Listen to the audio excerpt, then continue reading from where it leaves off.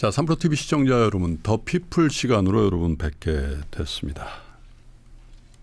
온통 나라가 다 전쟁 얘기하고 주식 얘기 그러시죠. 근데 어쨌든 주식 투자를 오래 한 저의 입장에서는 주가지수 6,000포인트를 넘어가는 모습을 보면서 참 한편으로는 좀 두렵기도 했지만 한편으로 정말 흐뭇한 마음을 갖게 됐습니다. 반도체가 이끈 영향이 왜 없겠습니까마는 그럼에도 불구하고 우리 주식시장의 토양 자체가 굉장히 많이 바뀌었다라는 데도 또 대체로 다 공감하시지 않을까 싶습니다. 그 토양을 굉장히 건강하게 바꾸는데 큰 역할을 하셨던 분을 오늘 모시겠습니다. 더불어민주당의 이소영 의원을 모시죠. 어서 오십시오. 네, 반갑습니다. 네. 주식시장이 이렇게 큰 변동성 구간으로 들어왔어요. 주식 투자 하시잖아요, 이제 그죠? ETF. 네, ETF 아직도 저 월 납입 이렇게 계속 적립식. 하고 적립식으로. 네, 제 임기 끝날 때까지 네. 자동으로 매수 설정이 돼 있습니다. 아, 그냥 그 임기 때까지는 의무적으로 그냥 나가게끔 설정을 해놓으신 거예요? 네네. 네. 2028년 5월 말까지. 수익률이 굉장히 좋으실 것 같은데 네. 이런 큰 변동성은 또 투자자로서는 처음 보시는 것 같으세요. 네, 제가 사실 경험이 길지 않아서요. 그러니까요. 이렇게 막 하루에 10%씩 왔다 갔다 하는 네. 거는 못 본 것 같습니다. 처음 봅니다. 네, 그럼에도 불구하고 적립식으로 ETF 나가니까 그렇게 요동치거나 그러지는 않으셔도 될 것 같네요. 네. 하기야 뭐 또 의원님이시니까 뭐 단기 거래를 하거나 그런 것도 취지에 맞지 않으시니까요. 자, 그런데 제가 이제 오프닝 때도 말씀드렸습니다. 우리 주식시장의 토양이 굉장히 건강해지고 있고 앞으로도 더 건강해질 여지가 충분히 있는 것 같아서 외국인들도 굉장히 관심을 많이 갖고 있고 업황의 개선과 함께 이런 시장의 토양이 좋아지는 거가 아마 주가지수 5,000 넘어가는데 굉장히 큰 기여를 한 것 같은데요. 네. 여러 가지 이제 법률적인 개선도 있었습니다만은 여러분 듣기에는 조금 생소하실 수 있는 법 몇 개를 여러분들과 함께 소개해 드리려고 하는데 주가 누르기 방지법? 네. 이건 그냥 별칭이죠. 이소영 의원님이 붙인 별칭이신가요? 네, 제가 붙였습니다.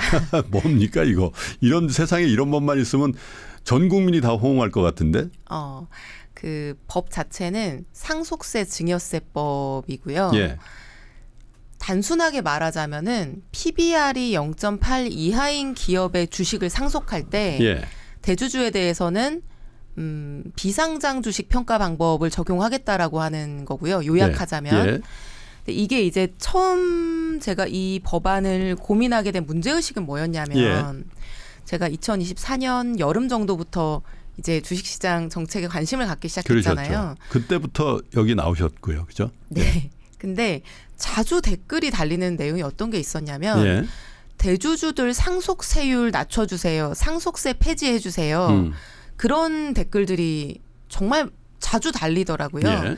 처음에 이제 제가 이 시장을 잘 모르니까 공부하는 입장에서 왜 일반 주주들이 평범한 시민들이 대주주 상속세율을 낮춰달라고 하지? 이런 이제 궁금증이 생겼었고요. 이해가 좀 반대일 것 같은데 그죠? 오히려 이제 저 사람들 세금 올려주세요 이렇게 네. 하실 것 같은데 오히려 반대로 왜 대주주 세율을 걱정해 주시나 네. 이렇게 관심을 가지게 됐고 나중에 이제 얘기를 들어보니 이게 상속세율이 높다 보니까 아무래도 이제 승계를 앞두고 있는 기업들 같은 경우에는 주가가 높으면 불리하죠. 에 영향을 미치면 예. 영향을 미치는 주가를 예. 낮게 형성하려고 하는 대주주들의 맞아요. 이제 경향이 보인다 해서 예. 이 행동을 막기 위해서 예. 세율을 낮춰달라 이런 요구더라고요. 예. 근데 제가 그 얘기를 듣고 보니까 좀 이상한 거예요. 왜냐하면 지금 이제 상속세율이 높은 거는 맞습니다. 대주주는 또 가산세율이 20%까지 있기 때문에 세율이 높은 거는 저도 이제 뭐 공감하는 바가 있는데 그러면은 세율을 지금보다 10% 20% 낮춘다면은 이 주가 누르기가 없어질 것이냐? 그렇지는 않을 것 같은 거예요. 미세하게 완화되는 케이스가 있을 수는 있지만 그렇다고 틀을 바꿀 수 없을 것 같은데요. 왜냐하면은 지금 현재 상속세 적용 방식에 따르면 예. 세율이 얼마든지 간에 어쨌든 대주주 입장에서 주가가 낮을수록 유리하거든요. 그렇죠. 예. 그러면은 어쨌든 뭐 세금 내는 거 좋아하는 사람 없는데 아끼려고 하는 유인은 그대로 유지될 것 같은 거예요. 그래서 이제 자세히 제도를 보다 보니까 이게 좀 이상한 거예요. 비상장 기업은 순자산 가치, 수익 순수익 가치, 2대3, 3대2 가중 평균을 한 다음에 또 이익을 왜곡하는 경우를 막기 위해서 순자산 가치의 80%를 하한으로 설정해서 이제 아주 공정가치 평가를 하거든요. 상징법상 계산하는 법이 있죠. 네. 그런데 이 똑같은 비상장 기업이 상장을 하고 나면 뭐 자산 수익 뭐 이런 거 하나도 고려를 안 하고 그냥 전후 2개월간의 주가로만 세금을 냅니다. 그러다 보니까 이제 재밌는 케이스들도 많더라고요. 그러니까 한 40년 동안 계속 비상장 기업으로 유지를 하다가 상속 앞두고 회장님이 한 이제 80세 앞두고 계시니까 그제서야 이제 상장을 한다거나 또는 이제 원래 승계라고 하는 게 하루 이틀 준비하는 게 아니라 보통은 이제 한 몇 년 이제 수년 계획을 짜고 이제 스킴을 만드는 것 같던데 이제 그런 승계를 앞둔 또는 회장님 지분율이 높은 그런 지주회사 같은 경우에는 실제로 PBR이 정말 낮더라고요. 그래서 이거는 좀 공정하지 않은 것 같다는 일단 이제 문제의식이 생겼었고요. 그리고 시가라고 하는 게 우리가 이제 상속세 평가할 때 이제 시가주의가 원칙인 건데 부동산의 시가는 부동산 하나 물건이 뭐 10억, 20억 이렇게 하다 보니까 사실 누군가가 뭐 의도해서 시가를 막 이렇게 조정하거나 하는 거는 쉽지 않죠. 근데 주가 같은 경우에는 정말 이 경영진의 의사결정 하나에 따라서 주가가 뭐 상당히 올라가기도 하고 상당히 낮아지기도 하고 또 제가 뭐 특정한 기업을 언급하지는 않겠지만 최근에만 하더라도 뭐 유상증자 발표나 뭐 이런 한 가지 단건 발표로도 주가를 움직일 수 있죠. 엄청나게 움직이잖아요. 그리고 뭐 배당을 늘리면 주가가 올라가고 배당을 잘하던 기업이 배당을 갑자기 빵원을 하면 주가가 내려가고 그래서 이게 이 주식회사 상장회사의 시가라고 하는 게 정말로 아주 순수한 시장에서 형성된 공정가치인가 라고 하면 그거는 퀘스천 마크가 생기더라고요. 왜냐면 이제 경영자가 어느 정도 영향을 미칠 수 있기 때문에 그럼 아예 이게 좀 틀을 바꾸는 게 좋겠다. 단순히 이 주가 누르기 행태 자체를 뭐 막는 취지도 있지만 어쨌든 공정과세 측면에서 보면 뭔가 좀 틀을 바꿀 필요가 있잖아. 이런 문제의식에서 시작이 된 거였고 내용은 그럼 이제 시가주의를 원칙으로 하되 어느 때의 시가가 정상 가격이 아니고 왜곡된 가격이라고 봐야 될까. 그러니까 그걸 이제 저는 PBR 0.8로 봤습니다. 왜냐하면 여기에 특별한 이유는 없고요. 사실 이제 1.0 미만인 거는 좀 비정상적인 가격인 건 맞는데 뭐 자산을 1,000억 원 갖고 있는데 시가총액이 그거보다 적다고 하면 정상은 아니니까요. 근데 어쨌든 비상장 기업도 이 상속세 가치 평가를 할 때 순자산 가치의 80%를 하한으로 하고 있기 때문에 그러니까 그걸 이제 맞춘다는 측면에서 기준을 PBR 0.8로 잡은 것이고 그 이하로 주가가 형성되어 있으면 그 이제 비정상적으로 보고 시가가 아니라 이 왜곡된 시가가 아니라 공정가치 평가를 하자 이제 이런 내용입니다. 그런데 이렇게 되면 실제로 우리나라의 이제 뭐 대기업 회장님들이 많이 가지고 있는 지주회사 주가 같은 경우에 PBR 뭐 0.3, 0.2도 있더라고요. 그러면은 이런 기업의 경우에 공정가치 평가를 하게 되면 세금이 많이 오르잖아요. 그렇죠. 그러니까 뭐 지금보다 몇 배가 될 수 있는 거니까. 0.2면 공정가치 평가하면 4배 되는 거죠. 그럴 수 있는 거죠. 0.8 정도를 기준으로 하더라도. 그게 이제 하한이니까요. 그러니까요. 그럼 이제 저항이 너무 클 것 같은 거예요. 그러면 이게 법이라고 하는 게 너무 채찍이나 막 부담만 주는 경우에 수용성이 떨어지기 때문에 인센티브를 좀 같이 결합해야 되겠다는 생각을 하게 됐고 그래서 이 법 안에 2가지의 인센티브를 넣었습니다. 대주주들을 위한 인센티브죠. 하나는 그 지금 이제 원래 상속세의 기본 최고세율이 50%잖아요. 근데 대주주의 경우에는 20% 할증세율이 가산돼서 그 가산세율까지 하면 60%가 됩니다. 근데 사실 이제 상당히 높은 거긴 하죠. 굉장히 높은 거죠, 사실. 그런데 실제 이 세율이 많이 높다 보니까 주가 누르기를 해서 이 회사의 실제 가치보다 적은 금액을 기준으로 세금을 내잖아요. 그래서 주요 기업들의 실질 세율을 계산을 해봤더니 그 회사의 공정가치 대비 세금을 한 20% 30% 내더라고요. 명목세율은 60%인데 실제 명목세율이 아니라 실질세율은 20% 30% 정도밖에 안 내고 있는 거예요. 단순 계산하면 그래서 기업 가치를 절반 혹은 그 이하로 유지할 동인이 있었다 이런 얘기네요. 네, 그렇게 해서 이제 세금을 적게 낸 거니까 그걸 이제 계산해 보면 세율이 뭐 그거의 절반도 안 되는 거예요. 명목세율에. 그래서 이럴 바에는 실질세율은 공정가치평가를 하면 이제 높아지는 거니까 그렇죠. 이 명목세율에서 20% 가산하는 거를 없애자. 그래서 가산세율을 폐지하는 거를 이제 이 법에 담았고요. 예. 두 번째는 이런 요구들이 있더라고요. 최근에 이제 그 상공회의소에서 상속세 개선 뭐 요구사항 거기에도 들어가 있는 내용인데 지금 이제 비상장 주식은 물납을 허용하거든요. 예. 근데 상장 주식은 물납을 허용하지 않습니다. 근데 비상장 주식 물납은 최근에 이제 그 넥슨 주식 같은 경우에도 몇 조 원짜리를 이제 물납을 그렇죠. 받았는데 예. 처분이 안 되잖아요. 유동성이 없죠. 그래서 사실 물납을 받았을 수도 있고요. 팔아서 갖고 올 수가 없어서. 네. 예. 근데 이제 이게 정부가 이번 저희 예산안 할 때도 이게 팔릴까 안 팔릴까 이제 그래서 이걸 뭐 수입으로 넣어야 되나 막 고민을 예. 하다가 제대로 넣지 못했는데 정부 입장에서는 사실 처치곤란이거든요. 비상장 주식 물납은. 근데 상장 주식 물납은 정부 입장에서 훨씬 부담이 적어요. 그렇죠. 판가가 가능하니까. 근데 이제 대주주들 입장에서는 얘기를 들어보니까 이게 주식이 거의 유일한 자산인 경우에는 상속세 낼 재원을 주식을 팔아서 마련해야 되는데 그럼 대주주 양도세를 내야 되잖아요.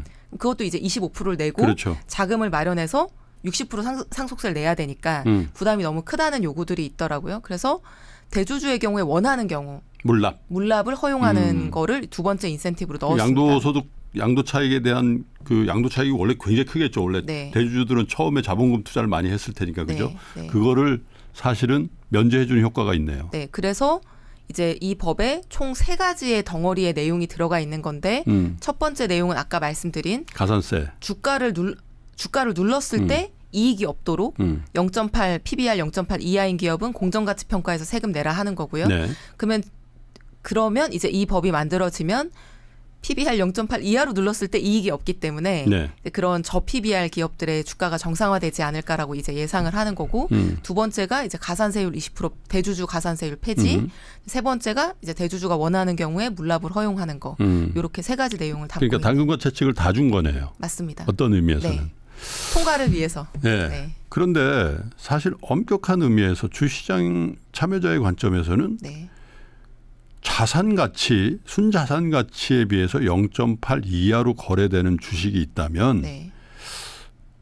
야, 그거 그냥 상장 폐지를 시켜 주시지. 네. 그럼 뭐 한다고 왜 우리 보고 순자산 가치 아래에 있는 물론 이제 이걸 많이 사면 올라갈 수 있다는 호프는 있을 텐데 네. 그것도 10년, 20년이면 그 호프를 갖고 사람 미치거든요. 그래서 아예 그러면 이번에 코스닥 시장에도 뭐 퇴출을 많이 한다고 하니까 거래소에도 어느 정도 자산 가치 미만인 그게 사실 동중에서 그걸 한 거거든요. 동경증시에서. 네. 그래서 의원님이 거래소나 뭐 이런 쪽에 얘기를 좀 하셔가지고 일정 기간 유예를 주더라도 네. PBR 기준으로도 적극적인 퇴출을 예고하면은 세금 때문에다 그렇지만 또 자기 상장 유지하고 싶은 생각은 또 따로 있더라고요. 네. 그래서 그런 것들도 좀 강제 조항으로 넣으면 어떨까 그런 생각이 좀 들었어요. 그래서 저희가 지금 제가 소개해드린 이 상속세법 말고도 예. PBR이 낮은 이 저PBR 기업들, 이 고질적인 이 예. 문제를 올해 저희 이제 특위 예. 코스피 5천 특위가 이름이 바뀌었는데 너무 길어서 제가 잘 못 외우거든요. 근데 어쨌든 코리아 프리미엄 자본시장 특위인 것 같은데 예. 저희 이제 특별위원회 위원들이 그 일에 좀 집중해 보기로 했거든요. 네. 그래서 저는 이걸 상속세로 풀어보는 거고 예. 또 저PBR 기업의 경우에 밸류업 공시를 강화하자 뭐 이런 이제 지금 예. 제안도 나오고 또 그 연기금이 의결권 행사할 때 그 예. 이제 스튜어드십 코드라고 하잖아요.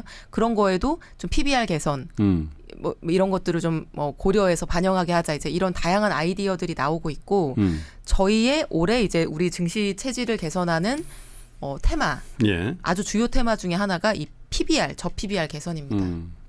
사실 그냥 일시적으로 저평가되는 PBR 기준이나 뭐 PER 기준으로 저평가는 발생하죠. 네. 지금도 사실 삼성전자가 그렇게 많이 올랐는데도 올해 말 내년 기준의 이익을 넣어서 계산해 보면 PER이 4배, 5배밖에 안 된다고 하거든요. 네. 미국의 뭐 동종업체 마이크론에 비해서 훨씬 싸게 거래되는데 그건 그렇다 치고요. 실적이 네. 너무 좋아진 거니. 근데 대주주의 이해 때문에 그냥 너무 낮게 거래되면서 주주들을 배려 안 하는 기업으로 낙인 찍히고 그러면서 PBR이 아무도 투자하지 않고 그냥 상장만 유지되는 그런 네. 회사들도 거래량도 거의 없고요. 네. 그런 회사도 굉장히 많거든요. 네. 그래서 적극적인 워닝을 주고 사실 우리가 좀 잘못 생각하고 있는 게 거래소에 퇴출되면 회사가 망한다라고 생각하는데 전혀 그건 아니잖아요. 거래소에서 거래를 안 하는 거지 그 회사의 영업이나 이런 거는 그냥 정상적으로 할 수 있으니까 관심 없는 분들은 좀 나가시라고 그런 얘기를 좀 해주면 좋겠다 이런 생각을 해봤습니다. 네, 올해 조금 더 적극적으로 예. 그런 것들을 고려하고 있는 것 같습니다. 당국에서. 네. 그리고 한 가지 예. 제가 이 주가 누르기 방지법을 몇 번 이제 설명을 하니까 이런 질문들이 항상 따라 붙더라고요. 이게 이제 회계 장부에 예. 그 취득 원가 기준으로 반영돼 있다 보니까 자산 재평가를 안 하는 기업들은 자산이 막 뭐 가격이 엄청나게 올랐는데도 불구하고 그렇죠. 예를 들면 뭐 서초구에 있는 빌딩이 취득 원가는 뭐 몇백억이었지만 지금 예. 뭐 수천억이 돼 있는데도 불구하고 예. 그게 이제 자산이 제대로 평가되어 있지 그렇죠. 않은 경우 이런 경우 어떻게 할 거냐. 뭐 자산 재평가를 제대로 하게 해야 된다 이제 이런 그러네요. 의견들을 주시던데요. 예. 제가 이제 그 부분도 법안 발의할 때 검토를 했었는데 예. 이게 상속세 이게 회계상 가치와 세법상 평가 가치가 다르거든요. 그래서 회계상 이제 부계에 기재되는 가격은 그 국제 회계 기준에 따른 원가주의로 반영할 수도 있고 네. 자산 재평가해서 반영할 수도 있는 거죠. 근데 이제 세무상 평가를 할 때는 예. 그 시가가 있으면 시가를 사용합니다. 예를 들면 부동산에 시가가 있으면 네. 그래서 그 걱정 자산 재평가를 하지 않아도 그 제대로 된 세무상은 자산 그렇게 가치를 되는군요. 네, 평가하게 되어 있고 지금 이제 비상장 주식 평가할 때도 순자산 가치 할 때 그 세무상 가치로 평가를 하거든요. 네. 그래서 그 부분은 걱정하지 걱정 안 않으셔도 하셔도 되는데 예. 근데 요 발동 요건인 PBR 0.8은 이제 제가 이해하기 쉽게 하도록 PBR 0.8이라고 말을 하는데 요거의 기준은 PBR 자체가 이제 북밸류 기준이니까 그렇겠네요. 회계상 네. 장부 기준이죠. 그래서 이거에 대해서도 자산 재평가를 좀 반영하는 게 맞지 않나라는 고민을 해볼 수 있어서 제가 이제 법안에는 대통령령으로 정하는 순자산 가치 이렇게 발동 요건 규정을 넣어놨기 때문에 이제 차후에 정부에서 이게 그냥 누구라도 알 수 있는 명확한 PBR을 사용할 것이냐 네. 아니면 나중에 이제 이 시가 평가나 이런 걸 해서 좀 복잡하게 계산하는 세무상 가치를 적용할 것이냐 하는 거는 좀 나중에 정부랑 상의해서 그러네요. 기준을 그 세무상 가치를 반영 안 하고 그냥 북밸류로 0.8을 기준으로 해서 주가 누르의 방지의 기준으로 하면은 네. 실질적으로는 그건 0.8이 아니라 어쩌면 0.3, 0.4가 될 수도 있다라는. 그럴 수도 있죠. 그렇죠? 네. 그래서 이제 네. 제 개인적인 의견은 그러니까 저는 이제 정부에 좀 룸을 마련해 주는 차원에서 대통령령으로 그 구체적인 기준을 위임을 했는데 그러니까 사실은 이제 PBR은 뭐 네이버만 검색해도 바로 알 수 있는 거니까 바로 나오죠. 예. 일반 주주들 입장에서 명확한 기준이긴 한데 사실 이제 이 법은 대주주가 상속할 때만 적용되는 법이거든요. 네. 그러니까 일반 주주들이 이게 명확하게 쉽게 알 수 있느냐 자체가 그렇게까지 중요한 제도는 아닌 거예요. 왜냐면 아주 그 상속 이 승계라고 하는 거는 드물게 일어나는 일이고 대주주한테만 적용이 되기 때문에 대주주는 이제 본인이 평가해서 이 세무상 가치로 예측할 수 있는 거죠. 그런 자원이 있으니까. 그래서 그 세무상 가치를 기준으로 해서 순자산 가치 그 0.8 기준을 마련해도 괜찮지 않을까라고 생각합니다. 그리고 어쨌든 필리버스터가 꽤 오래 진행이 됐긴 했습니다마는 지난달 25일에 3차 상법 개정안이 통과가 됐죠. 네, 네. 그래서 일단은 상법 개정의 로드맵으로는 일단은 완료가 된 거라고 보면 되네요. 1차, 2차, 3차를 통해서. 그게 이제 처음에 뭐 3개를 3차까지 하자 이렇게 정해두고 시작한 거는 없었기 때문에 예. 그냥 3번의 상법 개정이 있었던 거고 추가로 해야 될 게 있으면 4차, 5차, 6차도 할 겁니다. 네. 지금 상정하고 있는 추가 상법 개정은 현재는 없는 거죠. 현재로서는 상법으로 개정할 거는 예. 계획된 거는 이제 다 하신 3차까지 거죠. 한 거고 예. 그 외에 이제 자본시장법이나 뭐 이제 이런 것들은 많이 대기하고 그러겠죠. 있고요. 예. 네. 자사주를 강제적으로 소각해야 된다라는 게 핵심인데 네. 대한상인을 비롯해서 굉장히 큰 반발이 있고 로비도 있었을 것 같아요. 현장에서 법 통과를 함께 하셨던 이소영 의원이 보실 때 이 의미, 3차 상법 개정안의 의미 그리고 이 주시장에 미치는 영향에 대해서 어느 정도로 평가하고 계신지요? 그 일단 이제 이 자사주 소각 의무화 3차 상법 개정은 예.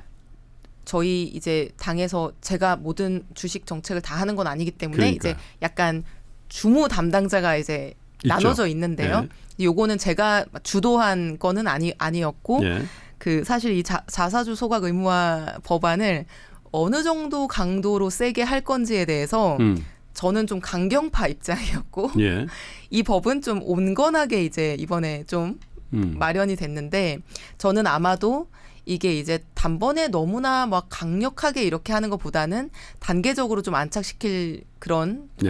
장점을 보고 그 조금은 조화롭게 만드신 것 같은데요. 예. 그 이제 법에 통과된 버전으로 지금 이제 3월 6일 날 시행이 됐거든요. 아주 빠르게 저희가 이번에 관보 게재를 요청을 했습니다. 예. 왜냐하면 이번 올해 주총에서도 좀 이게 논의될 수 있도록 하기 위해서 예. 빠르게 관보 게재를 했는데 일단은 일정한 예외를 두고요. 그 일정한 예외에 해당하면 이제 주총 승인을 받아서 자사주를 보유할 수 있고 그 예외에 해당되지 않으면 이제 1년 내에 소각을 해야 되는 의무가 생기는 내용이고요. 그 뭐 시장에서는 이게 예외를 두지 말지 그러냐. 그리고 뭐 그 주총 승인도 사실 이제 대주주 지분 비율이 높거나 특수관계인 지분이 많으면 또 쉽게 될 수도 있는 거니까 뭐 더 엄격하게 절차를 했으면 좋겠다. 또는 이게 뭐 처벌이나 제재 이걸 따르지 않았을 때 이런 것도 더 강화했으면 좋겠다. 그런 의견들도 있으셨는데 저는 사실 그 단번에 네. 첫 번째 이 자사주 소각 관련한 법을 이제 통과시키면서 그렇게까지 강하게 뭐 하지 않는다 하더라도 기업들에게 분명한 시그널이 됐다고 생각을 하고요. 예. 그 이제는 명확한 이 법에 그 제시되어 있는 예외 사유가 아니라고 하면은 네. 이제 어떤 뭐 추후에 뭐 경영권 방어를 목적으로 또는 별 특별한 이유 없이 이렇게 자사주 보유하는 거는 이제 뭐 법적으로 가능하지 않을 뿐만 아니라 뭐 주주들이나 이런 기관들이 그런 걸 보고 있지 않을 거기 때문에 네. 뭐 실제로 이 자사주 보유 소각 행태에 큰 변화가 생길 거라고 생각합니다. 특히 뭐 이 재벌을 비롯한 초거대 기업은 굉장히 큰 부담을 갖게 될 것 같고 또 법 통과 전에 선제적으로 우리 그렇게 하겠다라고 나선 기업들도 꽤 많이 네. 나오고 있고 네. 또 아마도 여론이라는 게 사실 입법보다도 더 무서울 때가 있잖아요. 그죠? 네, 그렇죠. 그래서 그럼에도 불구하고 일부 규모가 작은 상장사들은 자사주를 또 이렇게 저렇게 많이 유동화를 하고 했던 모양이더라고요. 아, 그렇죠. 뭐 그 이비 발행하고 네, 뭐 네, 또 네. 수합하고 뭐 이러면서 그래서 저희가 빠르게 이 관보 게재를 했습니다. 원래 국회에서 법이 통과되고 나면 네. 국무회의 의결되고 관보에 게재해야지만 이제 그 법이 시행이 되는데요. 그 원래는 통상 좀 걸리거든요, 시간이. 그렇죠. 근데 이번에 이제 강력하게 요청을 해서 빨리 게재를 해서 발효를 시켰고 그 뭐 단기적으로 이제 이거를 회피하기 위해서 그런 행태들이 이제 나왔던 부분들은 어쨌든 이제 이 법이 생기고 나서는 많이 바로 잡힐 거라고 예. 네, 생각을 하고 예. 그 기업들이 뭐 좋아하지 않는 거는 뭐 이해가 되지만 네. 근데 실제로는 지금까지 회사 돈으로 이렇게 자사주를 그 매입해서 경영자들의 기회로 활용한다라고 하는 게 옳지 않은 일이잖아요. 네. 맞지 않은 일이기 때문에 이거는 뭐 맞는 방향이라고 생각합니다. 아까 그 이소영 의원님이 발의하시려고 하는 그 주가 누르기 방지법 있잖아요. 저 작년 5월에 이미 발의했습니다. 발의했습니까? 네네. 아유, 그러면 언제 이거는 정식 입법이 될 것 같으세요? 향후에? 이게 작년 5월에 발의를 해서 아이고, 굉장히 오래됐네요. 거의 1년 가까이 됐네요. 네. 근데 어느 단계에 와 있는데요? 이게 이제 재정경제위원회에 속한 법률이고요. 아, 세법이니까. 네. 예. 원래 기재위라고 부르던 그렇죠. 최근 이름 바뀌었는데 그 안에서도 조세소위원회를 1차로 통과하고 재정경제위원회를 2차로 통과하고 본회의를 3차로 통과해야 이제 법이 완전 통과가 되는 법사위는 거거든요. 안 가나요? 법사위도 가죠. 예. 근데 법사위는 어차피 체계 잡고 심사하기 때문에. 그런데 이제 작년 말에 예. 조세소위에 상정이 돼서 논의가 됐는데 예. 그 국민의힘 의원님께서 굉장히 강력하게 반대를 하셨어요. 근데 반대하신 이유는 예. 이게 뭐 세금 부담이 커진다라는 포인트보다도 예. 주가 누르기 행태라는 게 본 적이 없으시다는 거예요. 그러니까 그게 존재하지 않는다. 이제 그 반대하신 예. 의원님이 상장회사의 대표이사 출신이신데 나는 대주주로부터 주가 누르라는 요청도 받아본 적이 한 번도 없고 예. 내가 주가를 눌러본 적도 없고 주변에서 그런 요청을 받았다는 경영자들도 본 적이 없다. 예. 이렇게 주장을 강력하게 하셔서 아니 시장 참여자들은 다 아는 일인데 제가 주가 누르기 방지법을 발의했다고 해서 그 예를 들면 이게 만약 없는 행태에 대해서 제가 발의를 했으면 다들 뭐야 그게 그런 법이 왜 필요해 이렇게 의문을 그러겠죠. 제시하실 텐데 예. 지금 뭐 너무 많은 분들이 이 법을 왜 이제서야 발의했냐 이렇게 하시는 게 그게 사실 시장 참여자들 누구나 아는 만연한 행태이기 때문이잖아요. 근데 어쨌든 그 현상이 뭐 존재하지 않는다는 취지로 반대를 하셔가지고 작년에 통과가 안 됐고요. 아 근데 그분이 반대하면 통과 안 돼요? 이게 한 분이? 이제 조세소위 위원장이 국민의힘 위원장이세요. 예. 그러니까 이제 안 되는 거죠. 주도권이 예. 네. 그래서 작년에 어쨌든 그래서 안 됐는데 예. 그럼 이제 올해는 어떨 거냐? 법안을 통과시키는 방법이 원래 두 가지가 있거든요. 네. 하나는 이 정식 절차를 밟는 거고요. 근데 이 정식 절차는 그 위원장이 상정을 안 해주거나 땅땅땅 통과를 안 시켜주면 불가능하죠. 불가능하고요. 예. 이럴 경우에 반드시 해야 되면 이제 패스트 트랙이라고 하는 걸 예. 태우는 방법이 있는데 예. 이거는 뭐 시간이 더 오래 걸려요. 예. 패스트트랙이 아니네. 네, 엄청 느린 트랙인데 예. 원래 일반적인 법은 이제 요 두 가지 방법이 있거든요. 예. 근데 지금 이제 재정경제위원회도 야당 위원장이고 조세소위 위원장도 야당 위원장이다 보니까 그리고 이제 사실은 이제 당 차원에서 이 법에 대해서는 반대하는 상황으로 지금 이해가 되고 예. 상대당이. 네. 예. 그래서 지금 이제 그 두 분 위원장님이 5월 말까지 임기시고요. 그래서 그 이후에 이제 요 상임위원장이 어떻게 변경되느냐, 이 원 구성 배분이 어떻게 되느냐가 일단 되게 이 법에 있어서 중요하고 그러면은 상임위원장이 계속 야당이면 이거는 통과가 안 되는 거냐? 네. 그렇진 않고 예. 세법에만 적용되는 치트키가 있어요. 예. 이거는 유일하게 세법에만 적용이 되는 건데 세법은 예산안하고 같이 결합되어 있는 거잖아요. 예. 왜냐하면 세금을 걷어서 예산을 써야 되니까. 그렇죠. 그래서 정부안에 반영되어 있는 세법 법률은 예산 부수 법안으로 지정이 돼서 그러니까 뭐 상임위가 통과시키든지 말든지 간에 12월 1일 날 자동 상정이 되게 돼 있습니다. 법상. 어디예요? 본회의에. 본회의에? 밑에 이제 상임위를 안 거쳐도 예. 왜냐하면 예산안은 통과가 돼야 되잖아요. 그렇죠. 합의가 안 돼도. 아, 예산안에 부수 법안으로 들어가면 네. 본회의 상정이 자동된다? 네. 그게 패스트트랙이네요.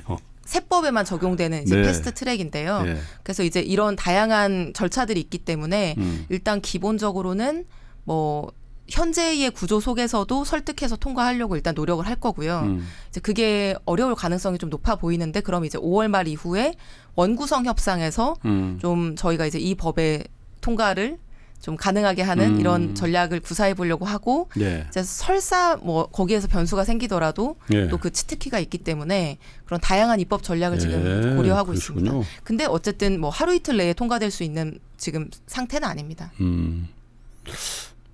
이거 국회에다 우리가 청원을 할까요? 이거 좀 빨리빨리 통과시켜달라고. 그래 주시면 좋습니다. 네. 도움이 됩니다. 사실 이거 주식 투자 조금 해본 분들 특히 저희처럼 주식 투자 오래 한 분들은 이거 한 30-40년 계속 우리 자본시장에 그냥 존치되어 왔던 눈 뜨고도 그냥 어떻게 할 수가 없는 그런 상황인데 그렇잖아요. 그래서 이런 것들은 빨리 좀 여야를 막론하고 그죠? 그렇게 하는 게 그분들의 어떤 지역구라던가 이런 거 활동할 때도 훨씬 더 유리할 텐데. 그러게요. 근데 이제 네. 어쨌든 재벌들 입장에서는 반대할 수밖에 없는 법이고요.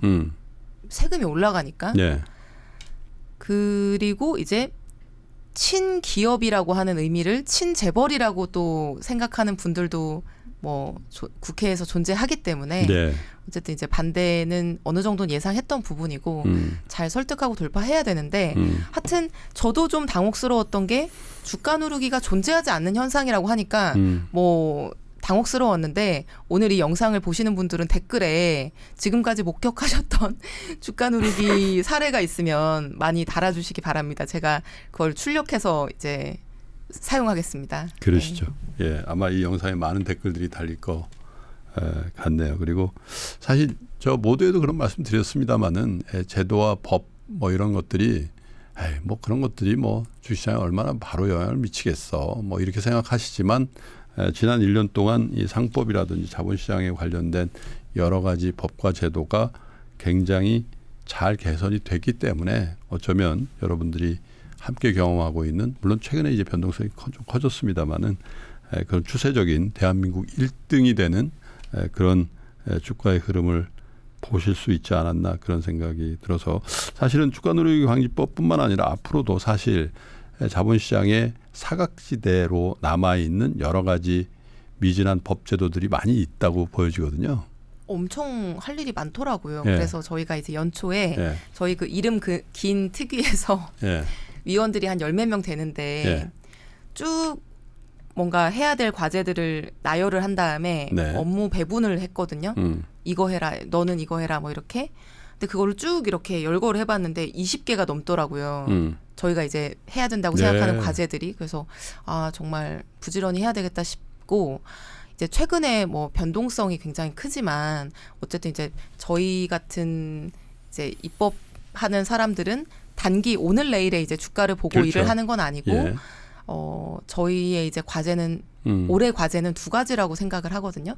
하나는 진짜 이제 이번 기회에 시장 개혁하고 증시 체질 개선을 해서 단기 뭐 오늘 내일 이걸 떠나서 장기적으로 진짜 선진국처럼 그렇죠. 이렇게 장기적으로 우상향할 수 있는 건전한 선진 시장을 네. 만드는 게 일단 저희 과제여야 되고 예.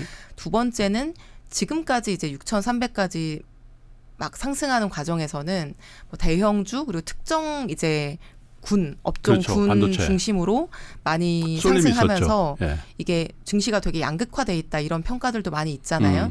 근데 이제 이런 것들이 이런 온기가 넓게 퍼질 수 있게 만드는 게 또 저희가 올해 해야 되는 일이라고 생각하고 네. 이제 그거 중에 이제 다양한 그렇죠. 뭐 과제가 있겠지만 이제 요런 지금까지는 굉장히 눌려 있는 이런 저 PBR 기업들의 주가를 정상화시키는 거. 그러니까. 네, 이게 뭐 강제로 뭐 이렇게 과도하게 올리는 게 아니라 이게 정상화라고 생각하거든요. 그러다 보면은 지금까지는 많이 상승하지 않았고 정상화되지 않았던 그런 기업들의 주가까지 정상화되면 전체적으로는 더 시장이 좋아지고 더 앞으로 상승하고 또 개선되고 할 여지가 아직 많이 그러니까요. 남지 않았나. 어쨌든 계속해서 이 자본시장의 선진화를 위해서 일해야 된다는 대명제의 연속성을 보고 있는 것 같은데 최근에 우리 투자자 여러분들 중에도 많은 분들이 그런 말씀하시는 게 그리고 이제 정부 금융이라든지 이런 데서도 적극적으로 나서고 있고요. 그래서 네. 개인 투자자 비중이 훨씬 높은 네. 그죠? 이 코스닥 시장을 어떻게 해서든지 건강하게 네. 다시 좀 활성화되도록 늘 갖고 있는 생각은 어쨌든 간에 코스닥에 들어갔다가 기업 좀 키워서 코스피로 이사 가야지 혹은 이전 상장. 예, 코스닥에 있는 기업들은 그렇고 그런 기업이지라는 어떤 세간의 인식이 우리뿐만 아니라 해외에서도 생기기 때문에 사실 미국은 나스닥 시장이라는 게 그런 시장이 아니잖아요. 우리가 얘기하는 하이퍼스케일러가 다 나스닥에 있으니까 네. 그래서 정말 전도가 유망한 기술 기업들 또 스타트업이나 벤처 기업들이 코스닥 시장에서 잘 활동할 수 있도록 네. 코스닥 시장의 장기적인 활성화를 위해서도 의원님이 좀 많은 역할을 해주셨으면 좋겠네요. 네, 그래서 코스닥에 대해서도 저희가 스터디 열심히 하고 있고 보니까 뭐 네이버, 뭐 카카오, 뭐 셀트리온, SBS 이렇게 좋은 많이 알려진 그리고 어떤 발전 가능성이나 이런 것들이 좋은 기업들이 처음에는 코스닥에 상장했다가 예, 다 하나같이 이전 상장을 그러니까요. 하는데 그 이유가 뭘까? 이렇게 해서 이제 그 얘기를 들어보니 이 기업의 개별적인 가능성이나 실적이나 이런 것들을 제대로 보지 않고 네, 코스닥에 있다는 이유만으로 그러니까요. 이 연기금이 네. 투자를 하지 않더라고요. 그 벤치마크를 코스피로만 해서 그래요. 네, 그래서 이게 뭐 무조건 덮어놓고 연기금이 들어가는 거는 위험하겠지만 그렇게는 네. 하면 안 되겠지만 실제로 그 개별 기업들의 가치와 가능성을 평가해서 이제 배분을 해야 되는 건데 그런 문제 때문에 이게 투자를 받기 위해서라도 코스피로 옮기는 이런 모습들이 있었던 것 같고요. 예. 이제 그런 부분들은 더 합리적으로 예. 개별 기업들 좋은 그러니까요. 기업들은 투자가 갈 수 있게끔 그렇게 바꿔 나갈 거고 그런 문제 제기도 이제 정부한테 했습니다. 그래요. 알겠습니다. 뭐 사실 어떻게 보면 큰 시작의 첫 걸음 정도를 뗀 거 아닌가 그런 생각을 해요. 2025년 또 지금까지 2026년이 그래서 앞으로도 미국과 같은 정말 좋은 산업의 생태계를 만들어서 세계 선도 기업을 많이 배출하려면 우리 자본시장이 그만큼 선진화되고 튼실해져야 되니까 네. 첫 걸음에 제발 멈추지 말고 여러분들 많이 응원해 주셔서 정말 좋은 결과들이 앞으로 2년, 3년, 5년 이 기간 동안에 결실로 나타나기를 바라면서 오늘 이소영 의원님과 인터뷰 이렇게 마감을 하도록 하겠습니다. ETF도 좋은 결과 있기를 바라겠습니다. 아, 좋습니다. 네. 감사합니다. 감사합니다. 사업을 하거나 창업을 준비하고 있습니까? 그렇다면 지금 가장 잘하고 있는 사람에게 배워야 하겠죠. 두나무 부회장부터 리디 대표까지 유니콘급 창업가 10명에게 직접 배우는 10주간의 여정 앙트러프러너십 칼리지 2기에서 다시 펼쳐집니다. 이에라이프 스타일은 가구 구독하는 스타트업으로 지금은 삼성전자, 썬퍼니처와 함께 인테리어 구독을 처음으로 선보이는 현장에서 인사드립니다. 정말 하시기 나름만큼 가져가실 수 있었던 것 같습니다. 저는 강사님부터 동료 같은 우리 수강생까지 정말 폭넓게 이야기를 했었고요. 실제로 강사님들 중에서는 신규 프로젝트 구독 서비스에 같이 하는 것들도 지금 실제 검토를 하고 있는 부분도 있고요. 진짜 시간과 돈을 들여서 구하기 힘든 실마리를 찾아갈 수 있기 때문에 저 같은 대표님들은 참석해 보셔도 좋겠다고 추천드립니다. 앙트러프러너십 칼리지 2기 지금 바로 영상 하단 링크에서 신청하십시오.